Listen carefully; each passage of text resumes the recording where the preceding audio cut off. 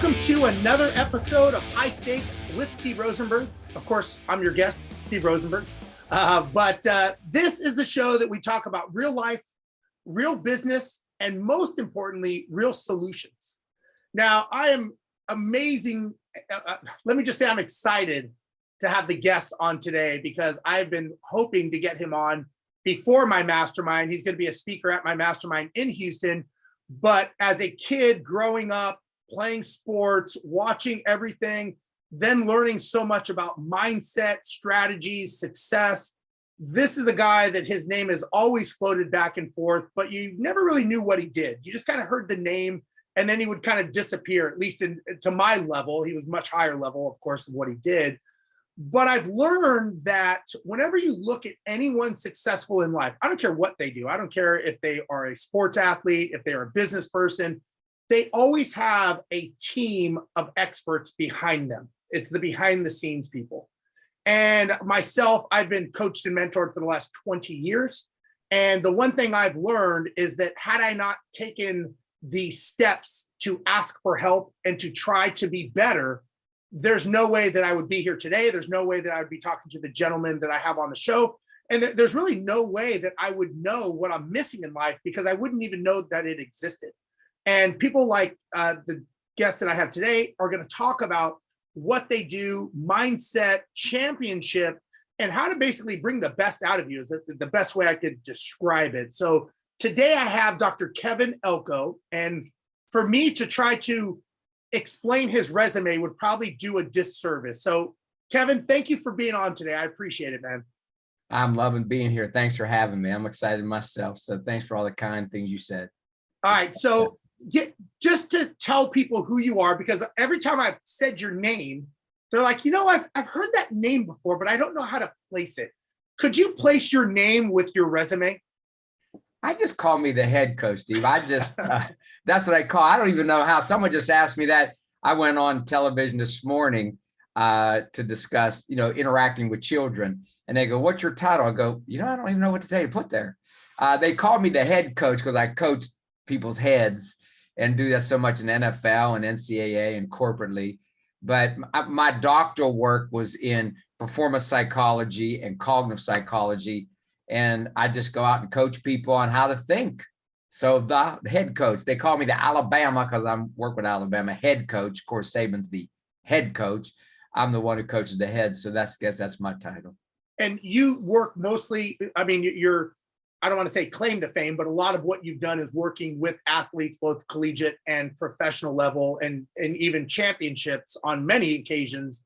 Would you say when you're working with them, is this start in the off season? Does it start when they're in high school? Does it start when they're kids? Or does it start in the fourth quarter when you're trying to get them to push the last limit of what they have to do? See, everything's intentionality. And listen to this phrase: neurons that fire together, wire together. What you're trying to do, in what you're doing with what you're doing, your master class, your mastermind, is we're trying to get people to reprogram their mind. And we're trying to reprogram our mind really for two things: happy and success. And we're not wired for it, not naturally. You have to understand, Steve, what we're wired for is safety. Our brain is naturally no different than our lungs, than our heart, than our skin. It wants to keep us alive.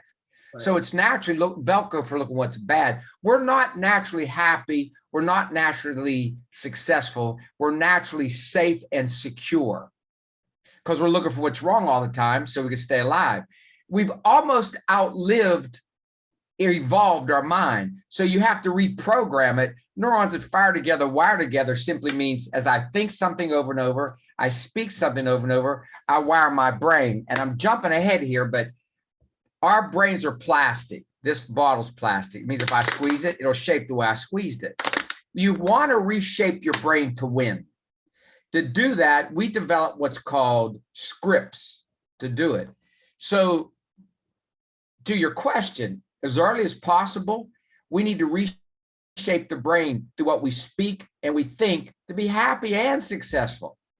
And we got to get in as early as possible. In sports, year round, you get them as early as possible. Once the season starts here, baby, it's too late. Yeah. What did Belichick say? If you're making adjustments at halftime, it's too late.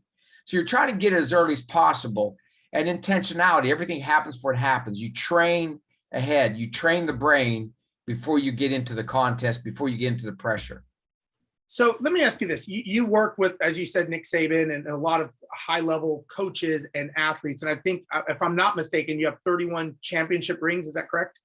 32, but I'm not counting. 32. Okay. So let me ask you this. Those people that were either in the teams or were part of that team, what did you notice of the, or is there a common trait with them? Did they all start at 2 years old as prodigies? Was there something in their life that drove them to be better? Like, can you find a common trait with people that are true champions? The trait, and I'll get into this after they get there, Okay. is ownership, something we call nitty-gritty goals. But I've been working with the players and athletes a long time, and I start off with the Steelers doing self-concept tests. And what you see the common trait, Steve, is they'll have one sentence. My friend Chris, who's with us today, they have one sentence they believe about themselves, and they will protect that one sentence. Martin Luther King was marching in Selma, and they said, if you do that march, we're going to turn fire hoses on you, dogs will attack you. He said, and when you get done, I'm going to love you. You're not going to break me. You can't break them. They're unbreakable. They have this unbelievable, they have a vision of themselves. And I don't get what's wrong with believing in yourself. You're not supposed to believe in you. You're being cocky. No, I believe in you. I believe in other people, but I have to believe in me. And so they have a concept they believe about themselves, and they'll protect it. And so what you do is you go out there, and Tom Brady, 6th round, still had a high concept about himself, and he protected it. Michael Jordan, cut in 9th grade, still had a high concept about himself. And those two events did not break them. With other people, they'll be broken. Wasn't made to break. And so what you'll get with those people is they're unbreakable. So what's the one concept when they start? Somehow, somewhere, somebody might have positively prophesized on them. They believe in themselves, and they'll protect that vision. You won't crack them. And so that's really what it is. You could be Tom Brady, run a 5.2 46 round, have the arm strength, not much better than, well, much better than me, because I can only bench press about 90 pounds. But they will protect it and fight to keep it. That's what you see when they start. And I've gone through testing every first rounder, Pro Bowler, forever. They all believed in themselves. And you want to be careful when you're coaching them. Don't break it. You break it. I've been with the Michael Irvins. I've been with the Deion Sanders. I've been with them. I've been with Emmitt Smith. Can't break them. Okay, now I've got a question for you. And you and I have a mutual friend, Dr. Christian Conti. I had him on the show, and he and I were talking, and I asked him this question. I'm going to ask you the same question. Do people that are high performers, like professional athletes and the coaches, are they doing this to be better, or are they doing this not to be worse? Like every day, I'm a big believer that every day I wake up, I have a choice. I'm either going to be better or worse from the day, and I make a decision. And some days I'm doing it that I just don't want to be worse than yesterday. I don't know where I'm going, but I know I don't want to go backwards. But when you're operating at this high speed, high velocity, and you're this high powered person, and probably they're not looking at the tail of the tape. They're just trying to be the person they are. Who are they trying to be, or what are they trying to run from, if that's the case? Let's look at Adam Grant's research. I love Christian. Christian interned out with me. I taught him everything he knows. Yeah. Well, let's look at two different things here. Okay. Adam Grant at Penn. There's a group of people called the strategic optimists. I see good in the future, and I visualize good in the future, and I live my life to manifest that good. I want to be better. There's another group Adam Grant talks about called the defensive pessimist. I see bad, and I do things so the bad won't happen. To research, which one is better performer? It's the defensive pessimist. I tell people mix them both in, but pain instructs. And once you get with them, even Tom Brady would tell you, I'm still terrified that I might go on the bench. Ted Turner, his father committed suicide because he was bankrupt. And Ted Turner keeps his bankruptcy in front, his father's bankruptcy in front of him. Mm-hmm. I like to mix them both. But when you work with the Nick Sabans, defensive pessimist. When you work with them. So I like to mix them both. I like what we call the 90-day year, that you see a vision and you're becoming. But if you get at the research of it, when you really get down at it and you really boil it down and you really talk with somebody and look at the research, that defensive pessimist is there. They look at what bad can happen and they make sure they do all those things that it doesn't. So I like both, but the research says more the defensive pessimist. And let me ask you this, is that kind of the driving fire that's inside of them, that they're kind of almost, they don't want to die out, because that could be the reason that they are champions and the reason that they're driving. And maybe that is that fear what burns inside them to keep being as good as they could be. And if that, maybe the fear is, if that fire burns out, they may not be the champion that everybody wants them to be. I think that's part of it. I also think we've oversimplified motivation. And listen, I'll lay out this story and I'll tell you a new phrase I've been using and we've been using in our talks. Give your feelings directions. And what you'll find a lot is the feeling of enough. That's enough. Rosa Parks, that's enough. In my own life, when my health wasn't where I was, that's enough. I draw the line. They call it the Mendoza line. I've drawn the line, and we talk a lot about standards. So give your feelings directions. Part of it is exactly what you said. Part of it is the whole concept of, when you look at part of it, it's, I am at this spot and I don't want to go to a bad spot, but it's even more than that insofar as Francis Perkins graduated from Mount Holyoke. We teach self-talk. I was trained, Chris was trained in cognitive psychology. So Francis Perkins graduated from Mount Holyoke. Francis Perkins rose all the way up on the concept of enough and given her feelings directions. She was a nanny in New York City, and she saw a sewing factory on fire. The doors were chained shut, women burned to death. Enough. Watch this rise, Steve, out of enough. She had to believe in herself. She went from a nanny to the Secretary of Labor for Franklin Delano Roosevelt, the first woman in any presidential cabinet. Now that's a rise. Right. She gave her feelings directions. Today I'm in self-pity, I'm offended, let me cancel your career. She didn't do that. She gave her feelings directions. When Michael Jordan got cut, he gave his feelings directions. I talk a lot about responsibility. Respond to what's in front of you with your abilities. So she goes to Franklin Delano Roosevelt and says, I will be your Secretary of Labor because I want to develop safe workplace. Now, was that her own self-concept to get started? But it was bigger than that. It was the concept of enough. I had it. That's a powerful concept. Now imagine a woman today doing that, a woman then. She went on to write the Social Security Act. Now, let me kind of bring everything into a gestalt, because we're going to speak and do this with you. Self-talk. She graduated from Mount Holyoke.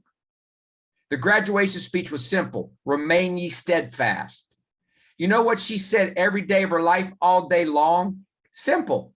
And you know what they said at her funeral? One thing. Remain ye steadfast.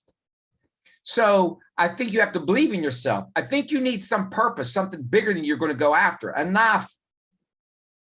And then I think you need self-talk to keep you focused. Now, here's a big thing we're talking about. We don't talk enough about today. And learn how to ignore what doesn't matter. Learn to ignore the stuff that just doesn't. There's too much mental clutter out there. Right. So it's my vision, believing I could do the vision, have faith in the vision, clearing out what's not the vision, doing my process, and have my self-talk that keeps me right on goal. Y'all, you got me fired up now. Good. So that, to me, it's bigger than just the concept. You're into self-concept, which is huge, but you got to go the next step. It got to be something bigger, something much bigger. And as we evolve, I work a lot in what they call the Forbes Shook 250. I start with the best of the best. And it starts out with, I want to go do something for me financially, but starts out with, I want to go serve and make a difference. That's where it goes. That's where it heads. Enough. So let me ask you this. I want to keep going down this path a little bit, because I think this is something that I try to practice. I've evolved it on my own. But when you have this direction, right, the fire, what you're going towards, you could call it anger or whatever. Michael Jordan getting cut, maybe he put that into his direction and his focus and his, his RAS filter and all that stuff. But then it comes into rituals and habits. And you had mentioned this early on before we started. And, I would say I'm a pretty disciplined person. I get up at 4:00 every day, and I write my I am statements, and I read, and I set my day, and then I go to the gym, and I'm pretty disciplined. I would say I'm sure I could be better, but I think we could all be better at some things. What are your thoughts, and how does that affect your direction that you want to go? Having the rituals, having the habits, creating those patterns to change the trajectory of your life. I've always learned that if you don't like it, change it. Very simple. Like, some people go, it's not that simple. It's like, no, it really is. It really is that simple. You don't like your life, then change it. Do something different.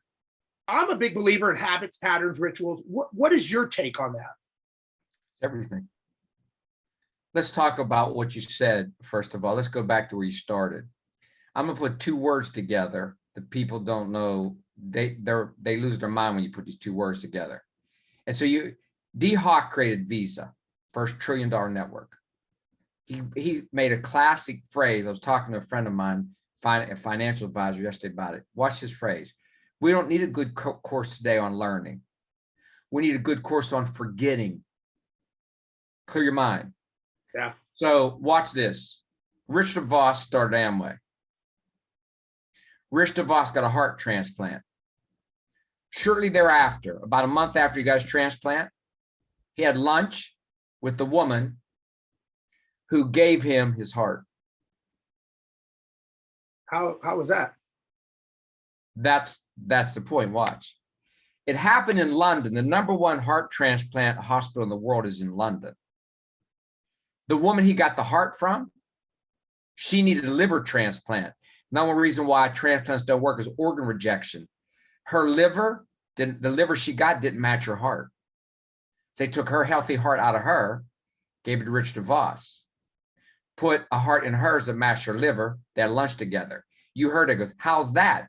Because 1 trillion times you heard somebody's in a car wreck, they were brain dead, gave up their heart. We need reprogramming. Watch these two words that we're not programmed to accept. Positive anger. The great ones, go back to what you just said about Jordan. Go back to Brady. Go back to Francis Perkins. Positive anger. Work with the Philadelphia Eagles when they won the Super Bowl. Vegas said they're the longest odds to win it. Positive anger. You'll see people take it. I'm not talking about rage. I'm not talking about, going up on stage and slapping somebody. If somebody has that urge to do that as I'm speaking, let it go. I bench press 90 pounds. Don't slap the speaker. But you want to get to a point where you're saying, enough. That's where it starts. Now, we teach something called standard. Standard means this is something I'm going to do every day, all the time. When you repeat a standard over and over and over, it becomes habit. Habit is everything. You are obviously a very fit gentleman. Think about your brain like you do your muscles. When you practice something over and over and over, it gets stronger. The same thing goes on with our mind. There's a part of your mind, prefrontal cortex. I call it the mother box. That's who I call it, the mother box. Your mother took you to the sink and brushed your teeth every single day. Now that's stored there. You don't have to think about it. You just go do it.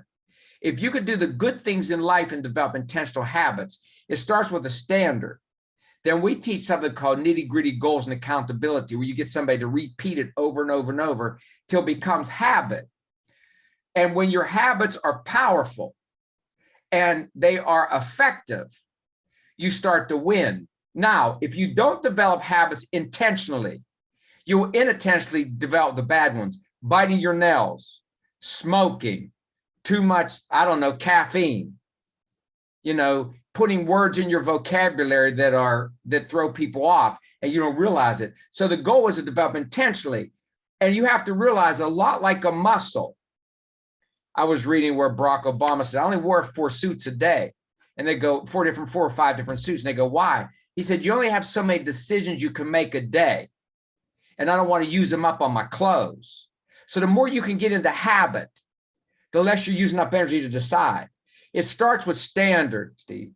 And then you get a group of people. We've found something that I think is a breakfast of champions. We find unbelievable results. It's called nitty-gritty goals, where you get a group of people, you set your standard, they're keeping you accountable to it, till it becomes habit. Then it's a ball game.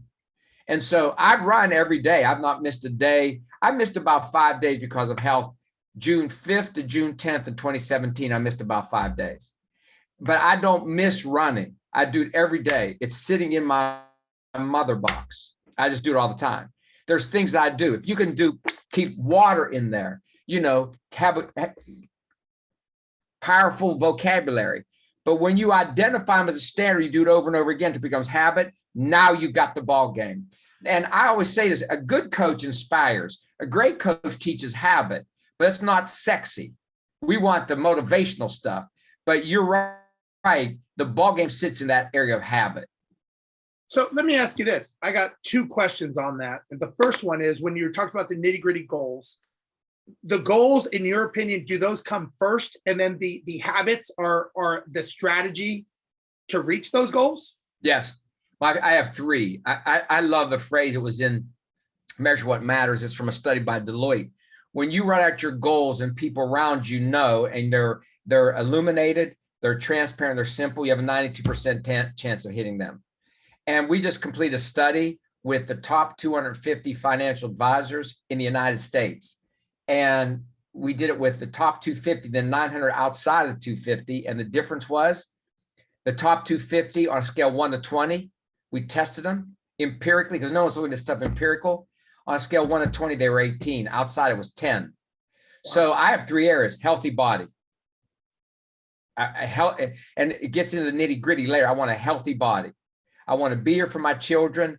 I want to feel, I don't want that monkey on my back. The second area is, there was a research study done by George Valiant at Harvard. Number 1 factor in happy, and we should want to be happy, is close connections with other people.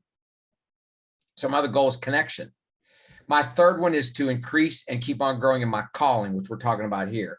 So I said 3 areas. I do 3 by 3. Those are 3. And then I do 3 sets of nitty gritty goals. And then in my nitty gritty goals, I have 3 specific things I'm doing underneath each one of those. So it's 3 by 3 that I do with it. You set the goals first. Those are mine: healthy body, connection, close friendships, and to keep on growing in my calling. So what I do something, it's interesting because I do something similar. I came up with health, wealth, and relationships. And I think of it like a 3-legged stool. And every day I write down what my 90-day goals are, which are tied to my 1-year goals, which are, goes out further. And then I ask myself, what's one thing that I could do? And I write this down every morning. What's one thing I can do to achieve my health goal, my wealth goal, and my financial goal, each one? Once I get that one thing, then that goes into my calendar as a non-negotiable. And that's something that I have to do. Right. And that, to me, are my triggers that start my day, that I'm like, okay, now I've got to move this around. Or that's what's more important, my non-negotiable or getting my oil changed. Well, it's clear.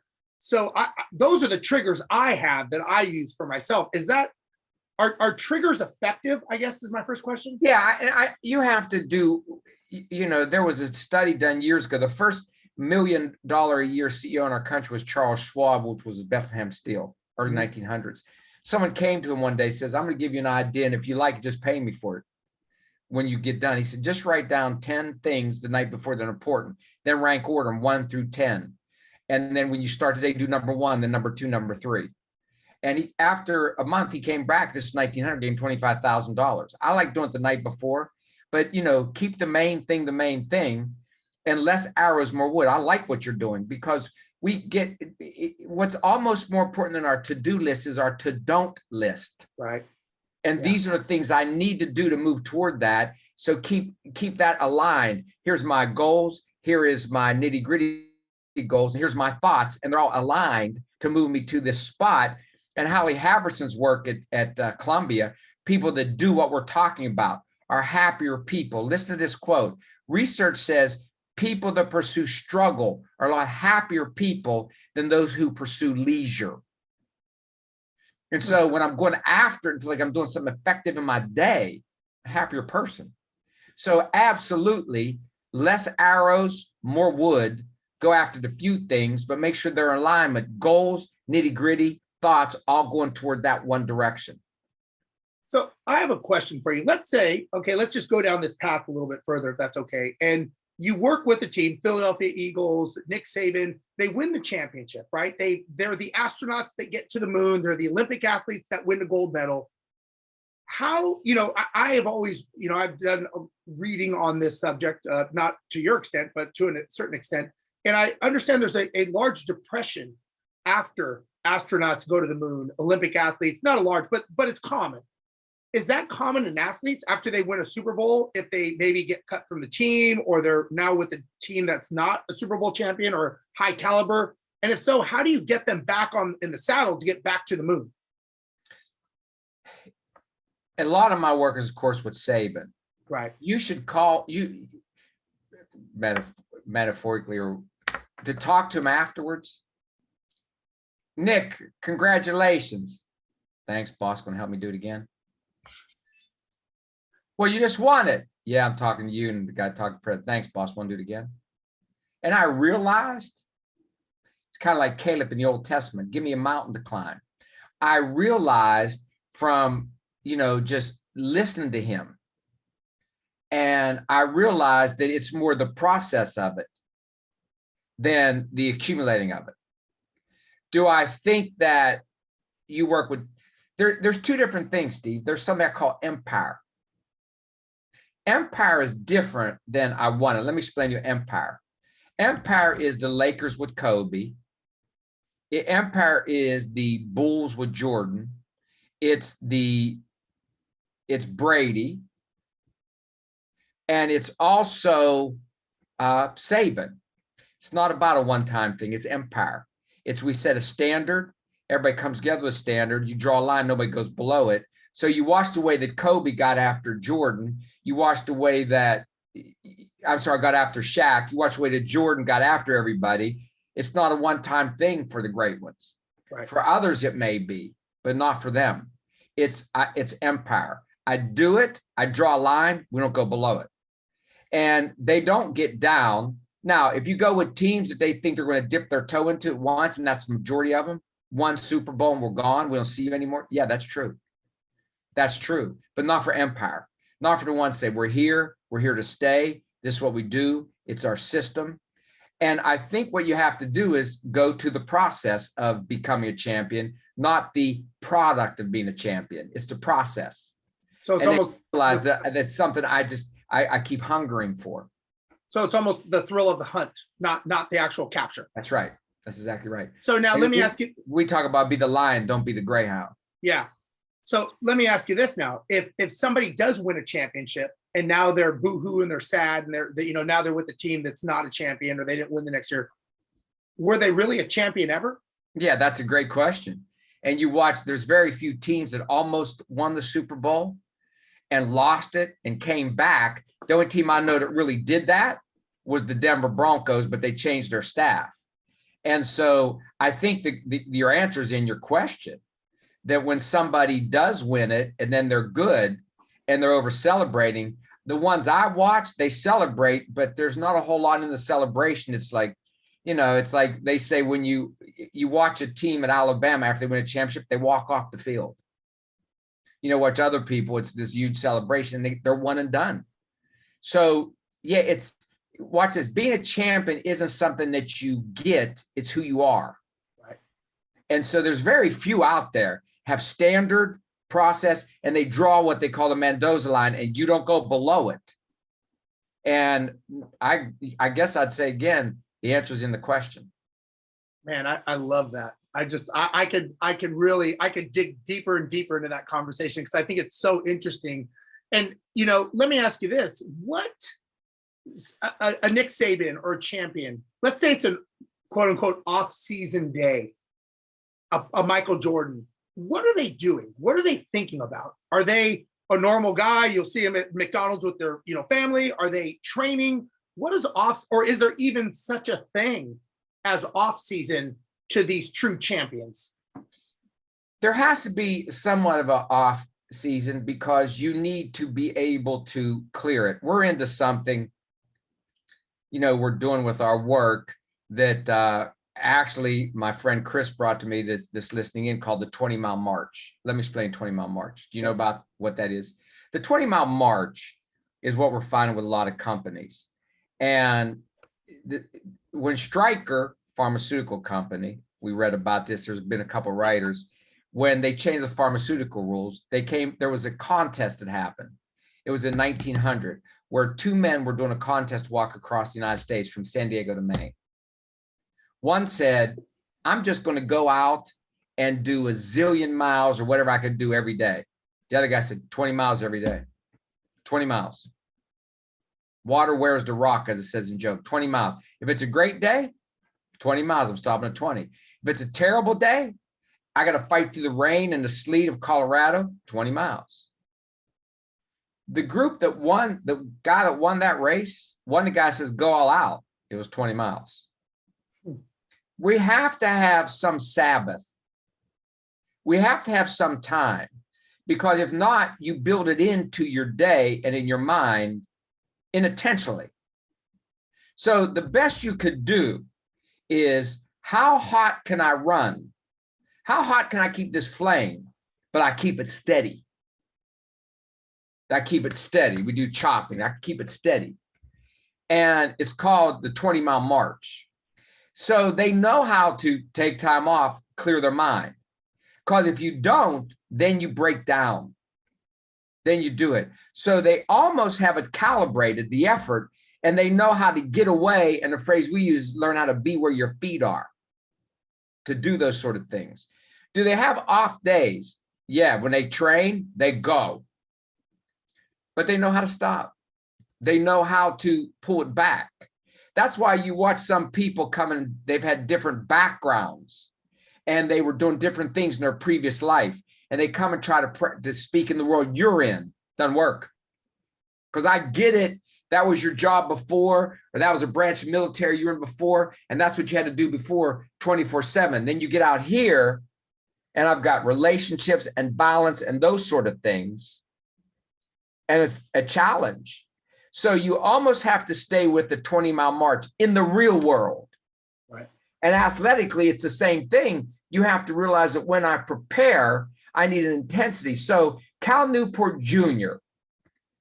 used to be the 10,000 hours rule. He came out of MIT, said, no, it's when they practice, they have laser focus. And he combated the 10,000 hour rule by saying, he first did it with students, now with others, that they are laser when they study, they're laser when they practice, therefore they don't need the 10,000 hours. So when you're laser when you're practicing and you're laser when you're doing your job, you don't need all that much. You do need it, but not every minute of the day. And you know how to clear your mind so you can come back with energy.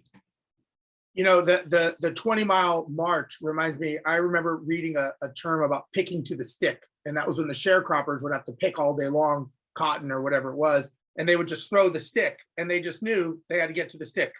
And that was picked to the stick. And that's what they did to get through the fields all day long. And that was just, again, very similar. Instead of looking at this huge field, they're just going, where's the stick? And that's where they got to go to. So I'm stealing that one. Yeah, there you go. Take it. It's free.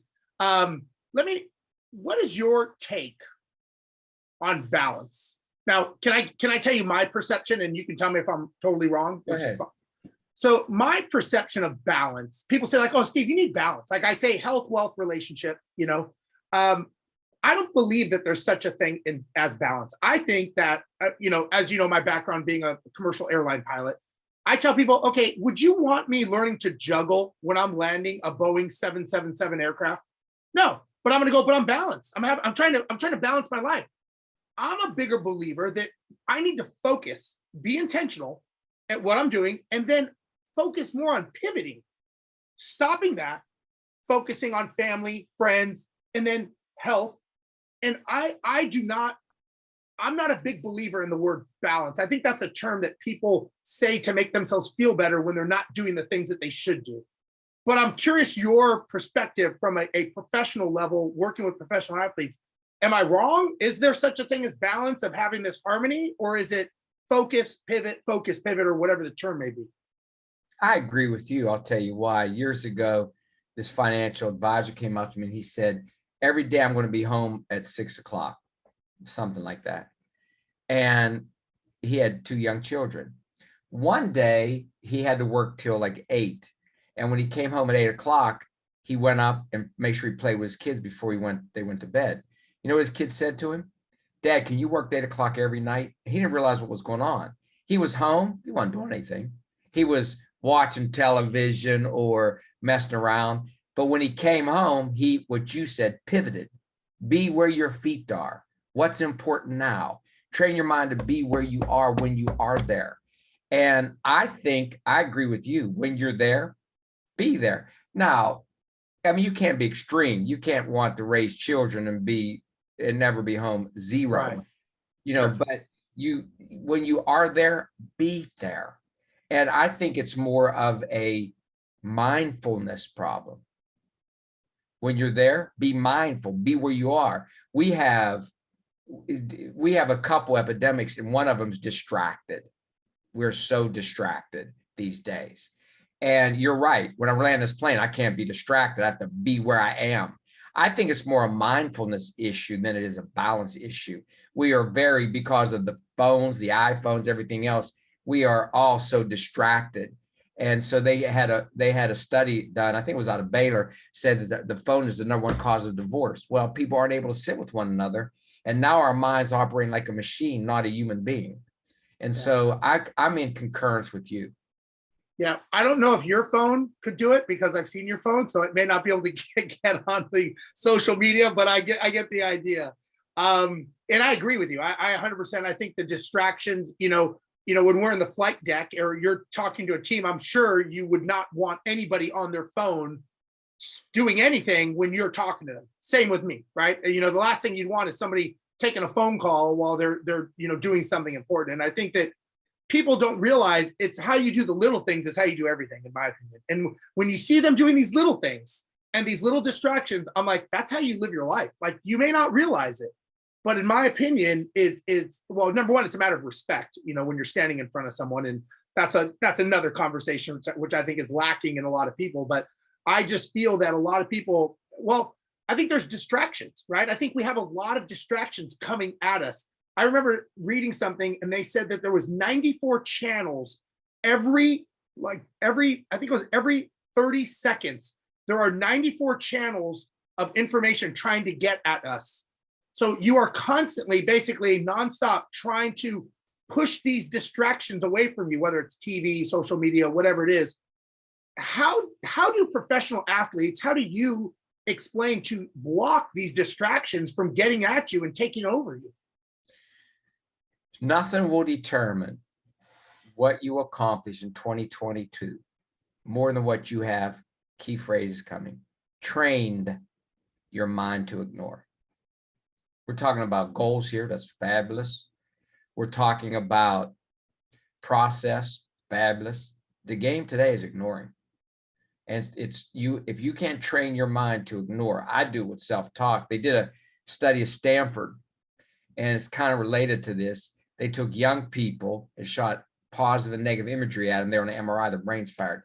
They took older people that were effective and happy. They shot positive imagery, their brains fired. Negative imagery, didn't notice. You have to train, like you do in the gym, your mind, what not to pay attention to. And I use a phrase, your friend Tony always used this phrase. I do through self-talk. And I use this one phrase. There was a study done by Walter Mischel where he had these kids play with toys. If they stayed focused, they played with good toys on a task, put these pegs on the board. Then they had these people, had electronic clown in front of them. They're 4 years old. And come play with me, come be with me. And all these kids had equivalent IQ. He watched for 25 years. The ones who kept their head down, 240 points higher on their SATs. Almost everyone had an advanced degree by the time they're 29. 2 standard deviations above the mean in their finances. The ones who kept looking at the clown, few got out of high school, in and out of correctional institutions, were still dependent on their parents financially 29. Here's a phrase I use all the time, and I use it in a broad sense. I say it's constant to myself. Don't look at the clowns. Now, let's talk about something, about balance. I worked hard to get where I am, that I am, Bon Jovi, wanted, dead or alive. Don't be upset when your plate's full when one day you pray to eat. Mm-hmm. At the same time, I got to fight. I got people texting me nonstop as I'm talking to you for dates that I'm already quadrupled about to ask for. So at the same time, you do have to fight to get your own time by yourself to just calm and still your mind. They call it tunneling. And the phrase tunneling means we tend to pay attention to stuff right now. Even our minds are more set up like alarm fire than say, you know what, I got to look at my investments. I got to get some downtime. I got to get this procedure taken care of. You do want to make sure you take some time, that you don't do all tunneling. Boom, boom, boom. Because if I get on the phone with a couple of different people trying to schedule me, it's tunneling time. I got to get off the phone. I can't take this no more. They got a different agenda than I do. So you got to fight to get some time off to yourself. At the same time, pay attention to all of the different clowns. And I mean, when I say clowns, it's anything that isn't goals, nitty-gritty goals, and my thinking that moves me toward it. I do a prayer every day when I jog every morning, Steve. Don't let my mind go to anything today I can't do anything about. I do it every morning. People ask me my opinion about something. I don't have one. What do you think about Jimbo Fisher and Nick Saban fighting? I don't. On purpose, I don't. I don't let my mind go to that fight. I talk to both of them because y'all just learn how to get along. But I don't go there because I don't want to have it. I care about both of those people. I try to stay out of it. I'm from West Virginia. I very much try to keep my mind in a simple place, and it works well there. I love it. I love it. Let me ask you, what do you want when all this is done, right? When Dr. Kevin Elko is sunsetting and you're, living on the West Virginia farm and you're relaxing, what do you most want to be known for?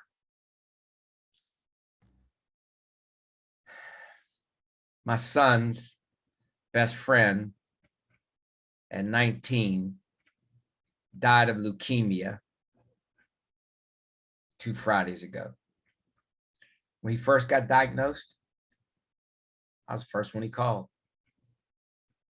When St. Jude called him and said the protocol isn't working, I was the first one he called. When my book, The Sender, when Chuck Pagano was diagnosed with leukemia, first one he called. When Andy Reid's son overdosed from fentanyl and died, shortly thereafter, I was one of the first he called. When my friend Tom Myslinski, the strength coach of Jaguars, got diagnosed with cancer, I played football, Steve, for 13 years. I think I sat the bench 11 years. I might have started him 2 years in midget league. I was captain almost every year. Why am I on the bench? I think I chose the wrong parents. But when someone's hurting, that boy called me, and he had 48 hours to go. And I got in from working in Philadelphia, speaking of Morgan Stanley and New York Life. And his dad called, and the leukemia turned. We thought we had a miracle, and it turned.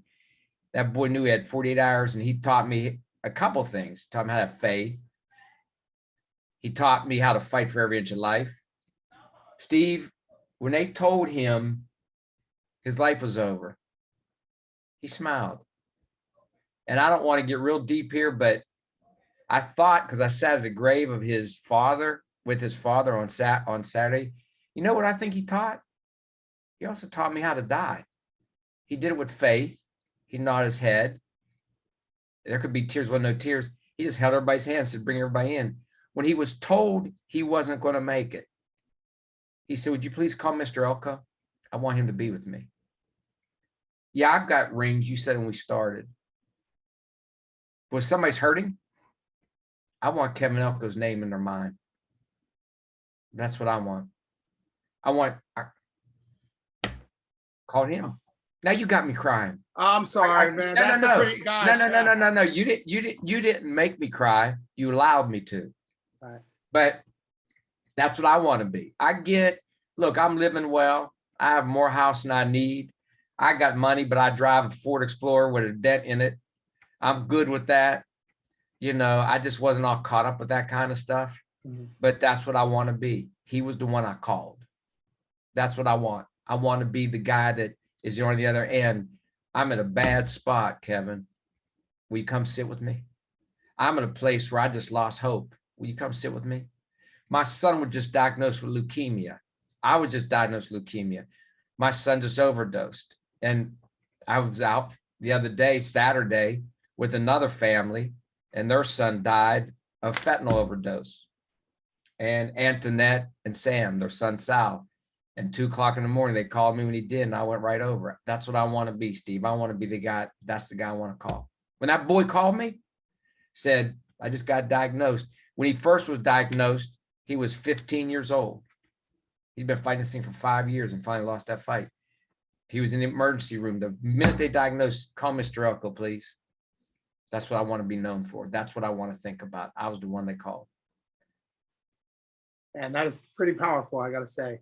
And, in many, many ways, honorable as well, I would say, for them to think of you as that person, not just in sports and, psychology and feeling good, but actually when you're hurting, to have someone to call and be that person, that the first one they think of, which is, I would say, honorable and honored to be able to be that person.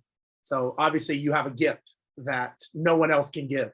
That clearly, when you keep being the person, you're doing something that I would say is, you are doing something that no one else could give people, which I would say is a gift by definition. So you should be very proud of having that gift, I would say. I don't know if it's a gift, but something that I watched my mother do it. I was raised that way. We lived in a little town, little coal mine town. And anytime something happened, somebody lost someone, she would say, you won't see me for 3 days. I'll be sitting with that family. So maybe it is, Steve, but we have a phrase we use, match me. Watch what I do and match me. And I'm just matching my mother. Hey, that's good enough right there, right? Well, Kevin, gosh, I can't believe I've already been on all this time. I want to be respectful of your time. Real quick, can you give a quick synopsis of what amazing information you're going to be sharing for the people that either want to come to Houston or that will wish they came to Houston? What the great Dr. Kevin Elko is going to share with us. Not the great Dr. Kevin. The great Dr. Kevin Elko. What we're going to do is we're going to teach you how to reprogram that brain to be happy and win. We're going to teach you the power of language and how winners get a go-to script. We're going to teach you how to script and speak out loud and speak to yourself, that you program your brain for happy and winning and victory. And we're going to teach you the whole power of developing an internal script and speaking it till you program your mind to win and enjoy life, to go and get resiliency. In our study, we looked at vision, resiliency, and connection as the 3 factors in people that are happy and successful. Why be a miserable success? So we're going to teach you the 3 factors and how to program your brain for resiliency, how we're resilient, stay in our vision, and how to connect with others. And we're going to have a good time. Come on in. We're going to hang out and go to the next level. And we might even say roll tide a couple times. Nice, man. I tell you what, selfishly, I am so excited to have you come because I want to talk to you, pick your brain, eat a meal with you and get to know you more. So Kevin, thank you so much for your time today. I want to be respectful. I apologize for going over a couple minutes. That was a great story. And, just the amount of knowledge and information that you share with people, not just here, but in general, I would say you are definitely a special soul. And I think you're doing something special for people. And, the things that you are giving, the knowledge you give is beyond measure. And you should be very proud of what you do, who you are, and who you help. Because I think it's something that will be cherished and remembered for a very long time. Well, you're kind. I appreciate everything. I got to work on some of these other things as well at the same time. Just keep on getting better, but thank you. You're kind. We all do. We all do. All right, everybody. Well, this is another episode of High Stakes with Steve Rozenberg, along with Dr. Kevin Elko. Want to thank everyone for watching. We will be back next week. For those of you that want to know more about our Houston 3-day mastermind, you can go to my website, steverozenberg.com.